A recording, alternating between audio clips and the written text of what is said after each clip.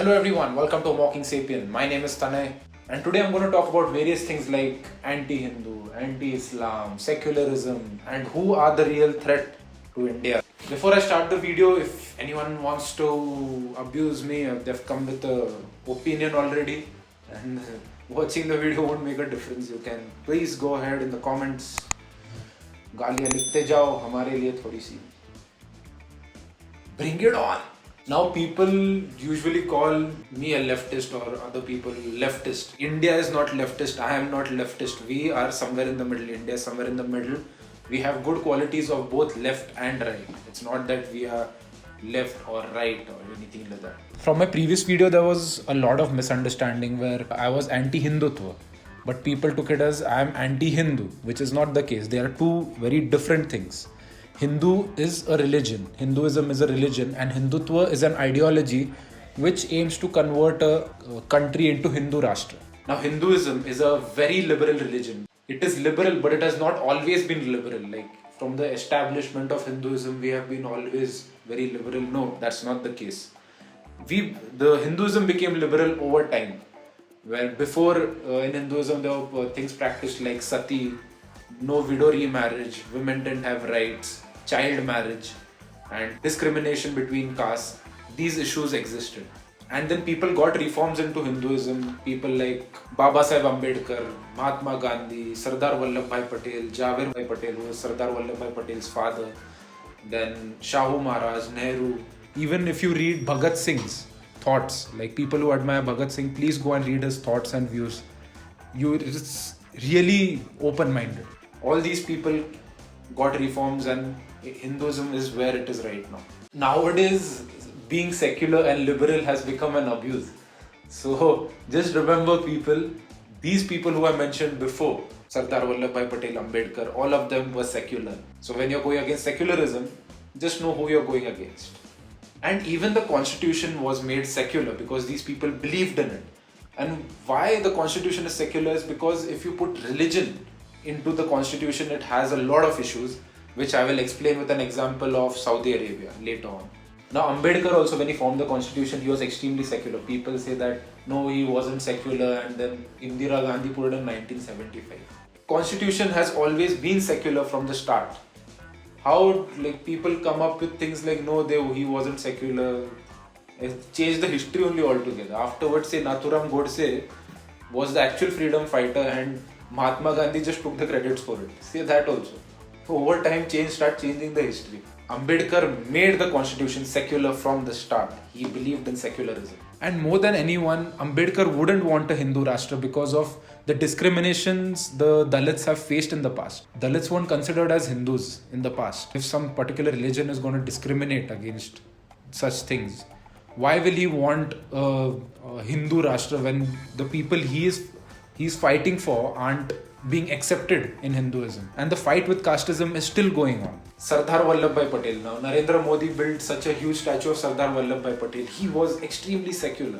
Shivaji Maharaj, the Maratha king, he was extremely secular. Even though his roots were Hinduism, he was Maratha, but he respected all castes, religions, and he even had Muslim soldiers in his army. And he was against foreign enemies, not Muslims. Nowadays, being anti-Modi has become, if you're anti-Modi, you are pro-Congress. And if you are anti-Hindutva, you are anti-Hindu and pro-Islam, which is not the case. Why can't there be a neutral standpoint? And Andhbhakti comes from both the sides, anti-Modi and pro-Modi. Both sides, any kind of argument which has no evidence or facts is Andhbhakti. So now let's get to Saudi Arabia. But I'll just like to recommend you to watch this one documentary if you have time, Saudi Uncovered. It's an amazing documentary of showing the reality of Saudi Arabia, the brutal things which happen there. And the whole documentary is shot in a hidden camera from a bag. So they have somehow managed to do it. So just make sure you go and watch it. It's on Netflix. Saudi Uncovered. Now Saudi Arabia is formed on the ideology of Wahhabism. Wahhabism is an extremist ideology of Islam which talks about Islam purity and stopping all un-Islamic practices. Like children in schools, like 10-12-year-old children, they're taught to kill Christians. And if you think that any Muslim over there are safe, no, that's not the case. They have discrimination between upper caste Muslims and lower caste Muslims. So Shias also, these people are told to, kill the Shias and all also. Women over there don't have rights at all. Even in terms of employment, 1 out of 5 women of working age are employed. Journalism obviously doesn't exist. That's why we have never known the reality of Saudi Arabia till now. Public beheadings and hanging is very common. Some kind of issues, they'll get you on road, behead you, hang you for the public to see. People are jailed for small things like talking against Islam, talking against the government. Why does that feel familiar right now? Talking for secularism, talking for free speech. And the jails which they are put in are extremely bad. Like all these videos I can't put in over here because they're extremely graphic. So you will have to go and check out the documentary yourself. Now ISIS is based on the similar ideology of Wahhabism. They have the similar thing of what Saudi Arabia has. Saudi Arabia is known for funding terrorist organizations. Saudi Arabia is the major reason why terrorism exists in the world right now. Osama bin Laden was known to be from a Saudi family. Even Al-Qaeda was funded by Saudi Arabia. Now, if anyone is a fan of Trump, if he is hating Muslims, please stop staying in that delusion, because this guy is very good friends with the Saudi prince, Mohammed bin Salman. And Mohammed bin Salman is accused of killing Jamal Khashoggi. And Jamal Khashoggi was a Saudi citizen who fled Saudi in 2017. And he went to America. So he became an editor in the Washington Post, one of the biggest newspaper in America, one of the biggest. So over there he started writing articles against the Saudi, started exposing what Saudi Arabia does. Saudis had an eye on him since a long time because of what he was doing, because he knew the reality. Jamal Khashoggi then wanted to get married, so he wanted to collect some documents. So he went to Turkey, to the Saudi consulate to collect the documents. And Saudi got an idea of him that he's gonna come there. The Saudi Arabia sent 15 people they sent, and they sat in the Saudi consulate in Turkey. They went to another country and they were waiting for Jamal Khashoggi to enter, and his to-be wife and he were sitting outside, and then Jamal Khashoggi went inside and never came out, and his body was nowhere to be found. And for surveillance, Turkey had put up voice recorders over there. So according to the voice recording, Jamal Khashoggi was butchered and cut into pieces and then taken away from there. He was killed brutally. A man from US and editors of one of the biggest newspapers in America. These people could so easily do it and get away with it. And even after all this happened, Trump supported him. He said that if Mohammed bin Salman is saying that, okay, he didn't do it, so he didn't do it, we shouldn't push it. So you know what kind of a person Trump is. He's just about business, like ultimately business, because oil hai, sab kuch hai. Now I gave this example why is not to discriminate between Hindus and Muslims, but to show the impact of extreme ideologies. If an ideology or religion governs you to do things in life, it's gonna have a bad impact. And the Muslims in Saudi Arabia and Muslims in India are two different things. Muslims in India are Indians. We are all Indians. I call myself an Indian before calling myself a Hindu. So Mohammed bin Salman, in 2019 he came to India and he spoke about buying 20% stake in Reliance Industries. Then he's even in talks about buying stakes of BPCL, Bharat Petroleum, which is one of the biggest profit-making companies for the government. So Saudi Arabia is taking hold of the biggest business in private sector and one of the biggest business in the government sector. So they are getting a hold over here. These people are the real threat. We don't know the way they are taking hold of things in India. You'd never know what's going to come later on. But the Muslims who are in India, who are Indians, we will fight with them. So are we like Trump, like who just criticize Muslims over there but do business with Muslims who are rich? When I talk about anti-Hindutva, I don't want India to be the next Saudi Arabia. And not just Saudi, even America. Even they have that extreme ideology of everyone having guns. Like the amount of gun violence which happens in America is too high, very high.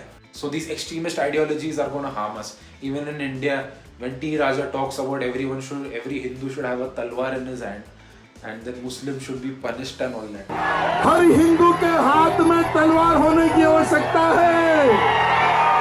हर हिंदू के हाथ में आज का हिंदू सुनने वाला नहीं है, फोड़ने वाला हिंदू है।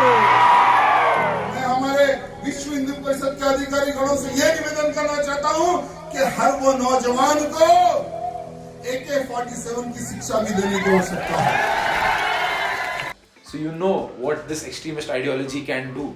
Saw the example in Saudi, saw the example in America too. Other countries like Turkey, Iran, Iraq, Syria, Egypt, Palestine, all these countries were extremely secular before. If you check their history before, they were extremely secular. And Turkey, even in Turkey in the past, if you see, there was no concept of hijab also.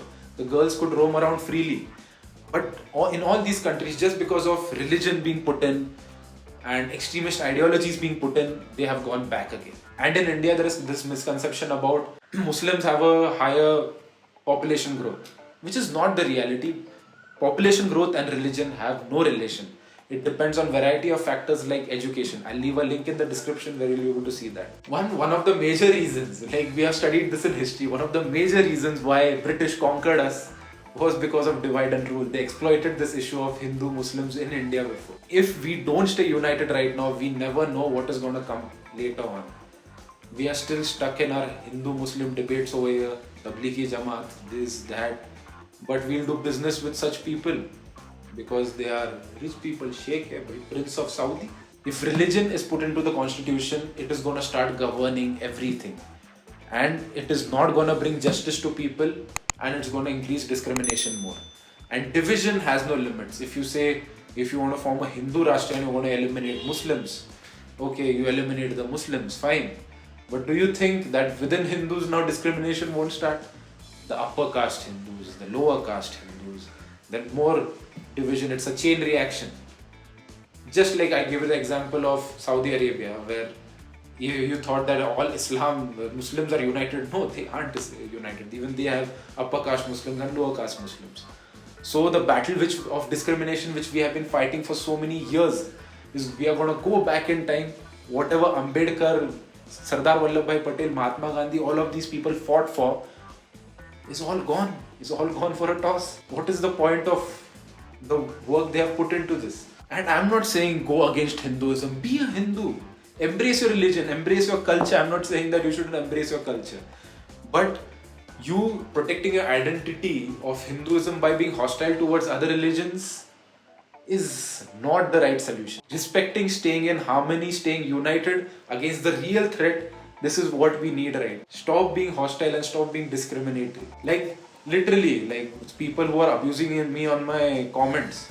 You see one guy's username was Dalits and Islam are cancer to humanity. Like this is the kind of thing you want to reach. These people fought for the rights of these people and you want to go back in time. This is how backward you want to get. When I talk about anti-Hindutva, I say it out of concern, not hatred, because I don't want India to land up in a condition like Saudi or any other extremist ideology type country. So always remember to stay united and know who the real enemies are.